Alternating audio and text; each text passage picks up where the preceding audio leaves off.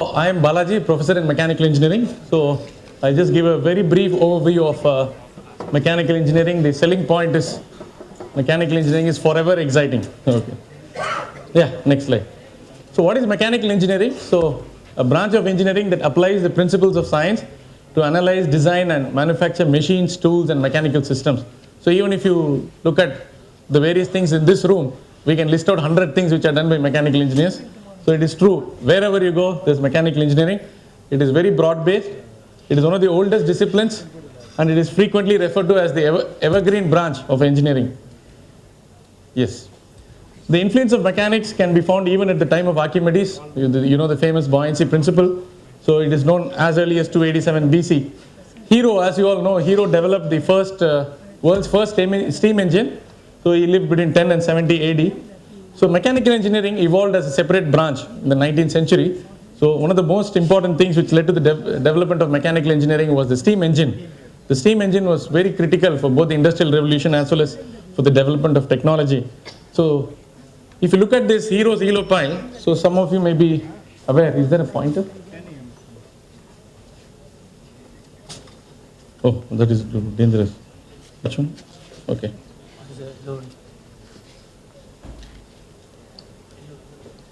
It's not clear. Okay. So if you look at the Hero's Elo pile, as you can see, there's water inside that spherical drum. So it has got two nozzles. So if you apply heat, the water becomes steam, and then because of the action and reaction principle, it rotates. So this probably was the first conceptual design of a steam engine. James Watt, all of you have studied that James Watt developed the steam engine, but unfortunately, it was not James Watt who developed the steam engine. Who developed the steam engine? No, it's not Hero. So the steam engine was developed by Thomas Newcomen. Okay. So and James Watt did some improvements, but however we are now giving credit only to James Watt. You may all be surprised to know that the original steam engine was not used for locomotion. Right? It was not used in the train. Where was it used? Mining coal. Somebody says it was used for mining coal. The answer is correct. Why do you want to mine coal? Huh? Why you have a complicated route for this? Previously, how were they getting coal? Okay, where was the steam engine invented? Which country? England. Fine. Agreed. England. Okay, England they developed. Right. So how do you think before coal was there, what is the major source of fuel? Firewood, and wood can also be converted to charcoal, correct? Using a process. Now, they were getting charcoal from wood. So they could have continued to get charcoal from wood and be happy and never worry about the steam engine. Why honestly invent some steam engine, make students study engineering and then mechanical engineering? Why all this? They could have kept quiet, isn't it? No efficiency, no.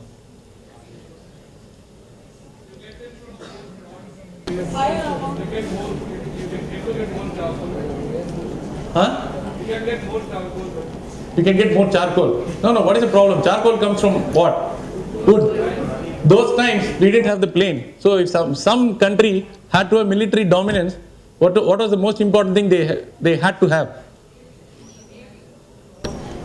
Apart from army, they used the navy. So which was used to make ships?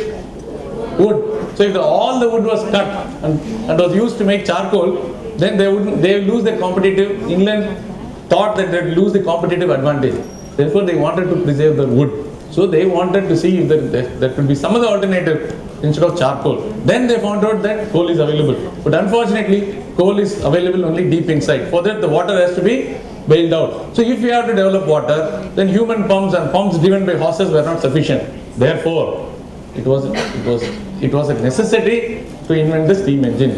Later on, it was an afterthought, and then they used the same steam engine to power the locomotive and the automobile and so on.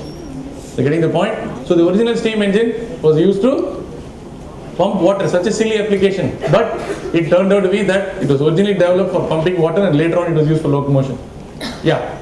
So why are we so hung up on the steam engine? Why is steam engine so critical? Any mechanical engineering professor, first class, thermodynamics, he will say steam engine, steam engine, steam engine. Nowadays we don't use steam engine, right? We have got turbines and all that. This The steam engine is so critical because of this reason. Engines produce mechanical work or the rate of work, which is called power. So mechanical work reduces human toil. I've indicated in red color, right? It is capable of, it is like you can play God. I mean, the mechanical work completely reduces human toil. What took so much of time and effort could be done very easily.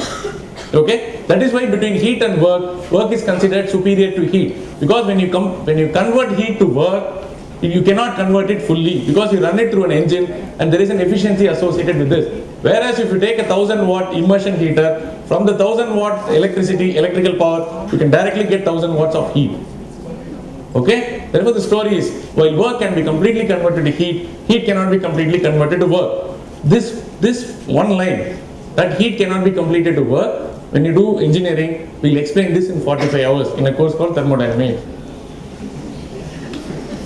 You're all laughing. Say, I'm also a teacher in thermodynamics. If some of you come, so how we develop the story? Just like somebody talked about movies, right? Most of the Indian movies have only one story. X wants to marry Y and somebody is not interested in that marriage and how the story evolves.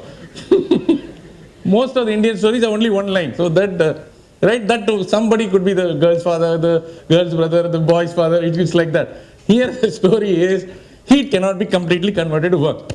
So it's a big story, 45 hours, then you do workout problems and this, okay, if heat cannot be completely converted to work, how much can I convert? 60%, 70%, 80%? Are there some limitations associated with this? Is there a fundamental law of nature which forbids me from converting heat completely to work? Is there a law? There is a law. What is that law? That is the second law of thermodynamics. The second law of thermodynamics forbids you from transferring heat from a body at a lower temperature to a body at a higher temperature without the use of work. Okay?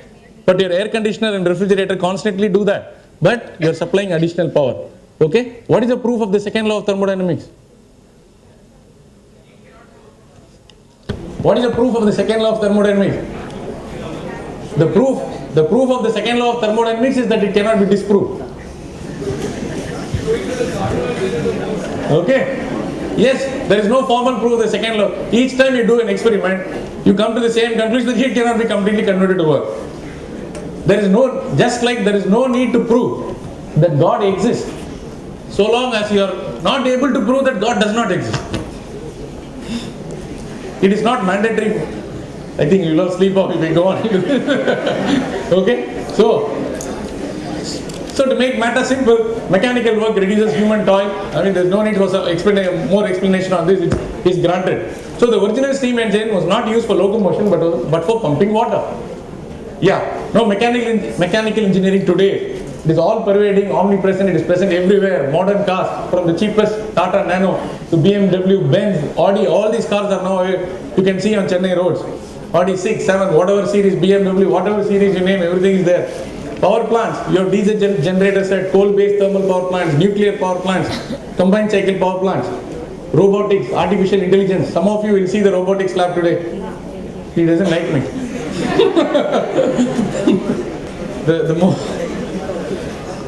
the most powerful machine tools that can cut and machine literally anything. Okay. Now, continue. Design and manufacture very advanced machines like the computer numerically controlled lathe, where everything is computerized. Right, nanotechnology, you hear so much about it. Very low temperature science, okay, where you make liquid nitrogen and so on. That low temperature science is called cryogenics. Right, design and manufacture of advanced pumps, turbines, compressors, development of new energy technologies like solar, wind, fuel cells, tidal and microhydel. Now the world's largest gas turbines are powering what? World's largest gas turbine power plants are powering the aircraft. The Boeing 777, the Boeing 777 has got only 2 engines. It can fly non-stop for 16 hours. It can fly non-stop for 16 hours with just 2 engines. Right? Previously, the Boeing 747-400 used to have 4 engines. Now with 2 engines, we are able to do that. Right? So the list is almost endless.